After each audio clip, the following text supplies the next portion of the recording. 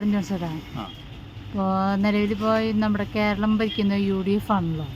അപ്പോൾ 10 വർഷത്തെ LDF ഭരണത്തിന് ശേഷം കയറിയേക്കുന്നതാണ് UDF.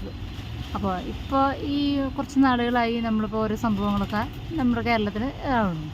അപ്പോൾ UDFൻ്റെ ഭരണത്തിൽ നമ്മൾ കേരളീയർ സംതൃപ്തരാണോ, അതോ LDFന് വീണ്ടും ഒരു തിരിച്ചു വരവിന് അവർ പാതയൊരുക്കുന്നുണ്ടോ? എന്താണ് അഭിപ്രായം? നമ്മളെ ഇപ്പോൾ സർക്കാർ ഇടതുപക്ഷത്തിൻ്റെ 10 വർഷം 15 വർഷം UDF കയറി. അപ്പോൾ കയറുന്നതിന് മുന്നേ ഒരു ഭയങ്കരമായ ഹൈപ്പ് ഉണ്ടായിരുന്നു, ഭയങ്കര ഒരു പ്രതീക്ഷകളുണ്ടായിരുന്നു.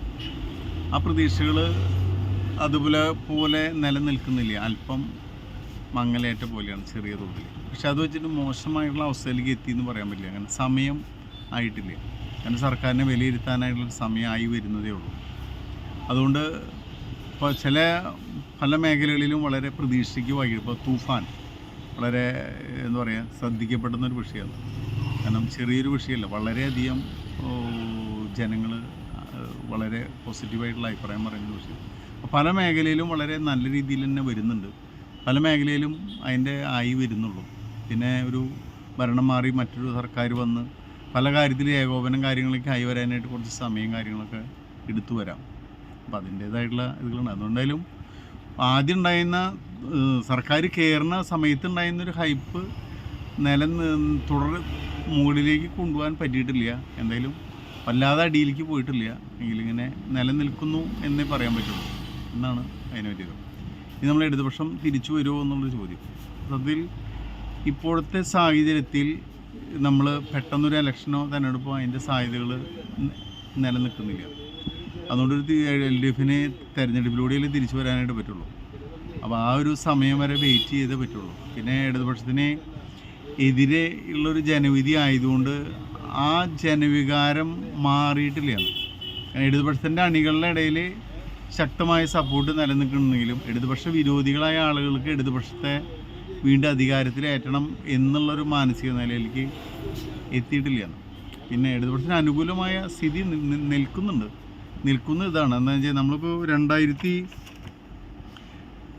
കഴിഞ്ഞ ഈ 2026 മുന്നുള്ള നിയമസഭാ തിരഞ്ഞെടുപ്പിൽ LDFന് 94 ലക്ഷം വോട്ടാണ് കിട്ടിയിട്ടുള്ളത്, UDFന് 82 ലക്ഷം വോട്ടാണ് കിട്ടിയിട്ടുണ്ടായിരുന്നത്. ആ വോട്ടിൽ നിന്ന് LDFന് 81 ലക്ഷം വോട്ടിലേക്ക് കുറഞ്ഞിട്ടുണ്ട്. അങ്ങനെ UDFനാണെങ്കിൽ 100 ലക്ഷം വോട്ട്, അപ്പോൾ 20 ലക്ഷം വോട്ട് അധികം കിട്ടിയിട്ടുണ്ട്. പക്ഷേ UDFൻ്റെ വോട്ട് കിട്ടിയെങ്കിലും LDFൻ്റെ 81 ലക്ഷം വോട്ട് LDFന് കിട്ടി എന്നുള്ളത് വളരെ വലിയൊരു കാര്യമാണ്. അപ്പോൾ അവർക്ക് ശരിക്കും പറഞ്ഞു കഴിഞ്ഞാൽ 78 മണ്ഡലത്തിൽ LDFന് വോട്ടുകൾ കുറഞ്ഞിട്ടുണ്ട്. അന്ന് 55 മണ്ഡലത്തിൽ LDFൻ്റെ വോട്ടുകൾ വർദ്ധിച്ചിട്ടുണ്ട്. കാരണം ഇത്രയ്ക്ക് പ്രശ്നം ഉണ്ടായിട്ടും 55 നിയോജകമണ്ഡലത്തിൽ LDFന് വോട്ട് ബേസ് വോട്ടിൽ നിന്ന് വർധനവുണ്ടായിട്ടുണ്ട്. അതോടൊപ്പം തന്നെ അവരുടെ ബേസ് വോട്ടിൽ നിന്ന് 78 മണ്ഡലങ്ങളിൽ കുറവും വന്നിട്ടുണ്ട്. പിന്നെ UDFനാണെങ്കിൽ ഒരു 19 മണ്ഡലങ്ങളിൽ വോട്ട് കുറഞ്ഞിട്ടുണ്ട്, ഒരു 121 മണ്ഡലങ്ങളിൽ UDFന് വോട്ട് വർദ്ധിച്ചിട്ടുണ്ട്. പക്ഷേ ഇവിടെ LDFന് 55 മണ്ഡലത്തിൽ വോട്ട് ബേസ് വോട്ടിൽ നിന്ന് വർദ്ധിച്ചു എന്ന് പറഞ്ഞാൽ അത് വളരെ പോസിറ്റീവാണ്. അപ്പം അതിനർത്ഥം എന്തൊക്കെ പ്രതിസന്ധി എന്തൊക്കെ വിഷയങ്ങൾ കാര്യങ്ങളുണ്ടെങ്കിലും LDFൻ്റെ ഒരു പരിധിവരെ അണികൾ അവിടെ തന്നെ നിലനിൽക്കുന്നുണ്ടെന്ന് വേണം കരുതാൻ. കാരണം കഴിഞ്ഞ ലോക്സഭാ തെരഞ്ഞെടുപ്പ് അല്ലെങ്കിൽ തദ്ദേശ തിരഞ്ഞെടുപ്പ് ഒക്കെ വെച്ച് നോക്കുമ്പോൾ നിയമസഭാ തിരഞ്ഞെടുപ്പിൽ 81 ലക്ഷം വോട്ട് നേടുക എന്ന് പറഞ്ഞു കഴിഞ്ഞാൽ വലിയൊരു കാര്യമാണ്, ചെറിയ കാര്യമാണ്. അതുകൊണ്ട് ഇപ്പോൾ UDFനെ പിന്തുണച്ചുകൊണ്ടിരിക്കുന്ന വോട്ടുകൾ എന്ന് പറഞ്ഞാൽ ഒരു പരിധിവരെ ഫ്ലോട്ടിംഗ് വോട്ടാണെന്നത്. അപ്പോൾ BJPക്ക് നമ്മളൊരു 40 ലക്ഷത്തിൻ്റെ അടുത്ത് വരെ വോട്ട് കിട്ടാനുള്ള സാധ്യത ഉണ്ടായിരുന്നു. പക്ഷേ BJPനെ ഒരു 31 ലക്ഷത്തി ചില്ലറ വോട്ടാണ് കിട്ടിയുള്ളൂ. BJP എന്ന് പറഞ്ഞാൽ NDA മുന്നണിക്ക്. അപ്പോൾ അതെന്ന് പറഞ്ഞു കഴിഞ്ഞാൽ അവരുടെ ബേസ് വോട്ട് വെച്ച് നോക്കുമ്പോൾ വളരെ കുറവാണ്. അപ്പോൾ BJPയുടെ ഏകദേശം ഒരു 10 ലക്ഷം വോട്ടുകൾ UDFിലേക്ക് പോയതായിട്ടാണ് നമുക്ക് കാണാൻ കഴിയുന്നത്. അപ്പോൾ ആ വോട്ട് കുറയ്ക്കുകയാണെങ്കിൽ ഒരു 90 ലക്ഷം വോട്ടൊക്കെയാണ് UDFന് UDFിൻ്റേതായിട്ടുണ്ടാവാനുള്ള സാധ്യത. പിന്നെ അപ്പോൾ LDFും UDF ആയിട്ടുള്ള വ്യത്യാസം ഒരു 9 ലക്ഷത്തിൻ്റെ വോട്ടിൻ്റെ വ്യത്യാസമാണ്. പിന്നെ പരമ്പരാഗതമായിട്ട് LDFനെ കഴിഞ്ഞ 2 നിയമസഭാ തെരഞ്ഞെടുപ്പിൽ സപ്പോർട്ട് ചെയ്തിരുന്ന ചില ന്യൂനപക്ഷ ഭാഗങ്ങൾ UDFിലേക്ക് മാറി ഒരു ഷിഫ്റ്റ് നടത്തിയ ഒരു സംഭവമാണ് ഈ വോട്ടിങ്ങിൽ ഇത്രയധികം UDFന് അനുകൂലമായുള്ള കാരണം. അവർക്ക് എന്തെങ്കിലും തരത്തിൽ പ്രതിസന്ധി പ്രശ്നങ്ങളും കാര്യങ്ങളും വരികയാണെങ്കിൽ ആ വോട്ടുകൾ ഒരു പക്ഷേ UDFിനെതിരെ മാറാനുള്ള സാധ്യത വലുതാണ്. പിന്നെ BJPനെ സംബന്ധിച്ചിടത്തോളം ഇപ്പോഴും ഒരു മൂന്നാമതൊരു ശക്തിയാണെങ്കിലും ശരിക്കും എൽ ഡി എഫിൻ്റെ യു ഡി എഫിൻ്റെ വോട്ടിൻ്റെ പകുതി വോട്ടാണ് അവർക്ക് ഇപ്പോഴും നേടാനായിട്ട് കഴിഞ്ഞിട്ടുള്ളത്. ശരിക്കും ഒരു മൂന്നാം ബദൽ എന്ന ലെവലിലേക്ക് ബി ജെ പി ഇവിടെ വളർന്നിട്ടില്ല.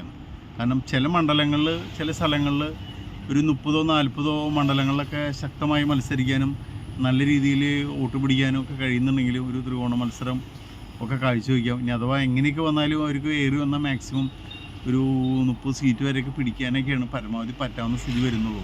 പക്ഷേ എൽ ഡി എഫിനെ സംബന്ധിച്ചോളം ഇപ്പോഴും എന്തുണ്ട്, അവർക്ക് 80 ലക്ഷത്തിൻ്റെ മുകളിൽ വോട്ട് നിൽക്കുന്നുണ്ട്. അവർക്ക് ഇനിയും ഒരു സാധ്യത നിലനിൽക്കുന്നുണ്ടെന്ന് തന്നെ പറയാൻ പറ്റും. കാരണം അവരെ നേതൃത്വ നിരയിൽ, കാരണം ഇപ്പോൾ ഏതെങ്കിലും തരത്തിലൊരു നല്ല ബുദ്ധിപരമായ ഒരു ചേഞ്ചസ് വരികയും അവരെ പരമ്പരാഗതമായ കിട്ടിക്കൊണ്ടിരിക്കാൻ സാധ്യതയുള്ള വോട്ടുകളെ തിരിച്ചു കൊണ്ടുവരാനുള്ള സാധ്യത ഉണ്ടെങ്കിൽ, ഉദാഹരണമായിട്ട് നമ്മൾ എം വി രാഘവൻ പോയതിന് ശേഷം എൽ ഡി എഫിന് കുറച്ച് വോട്ടുകൾ ചോർന്നിട്ടുണ്ടായിരുന്നു. പിന്നെ ഗൗരിയമ്മ മാറിയതിന് ശേഷം പല ഘട്ടങ്ങളിൽ ഇങ്ങനെ ഇടതുപക്ഷത്തിൽ നിന്ന് പലരൊക്കെ വിട്ടുപോയിട്ട് പിന്നീട് ഒരു ഘട്ടം കഴിഞ്ഞപ്പോൾ അവരൊക്കെ വീണ്ടും എൽ ഡി എഫിലേക്ക് തിരിച്ചു വരുന്ന സാഹചര്യം ഉണ്ടായിട്ടുണ്ട്.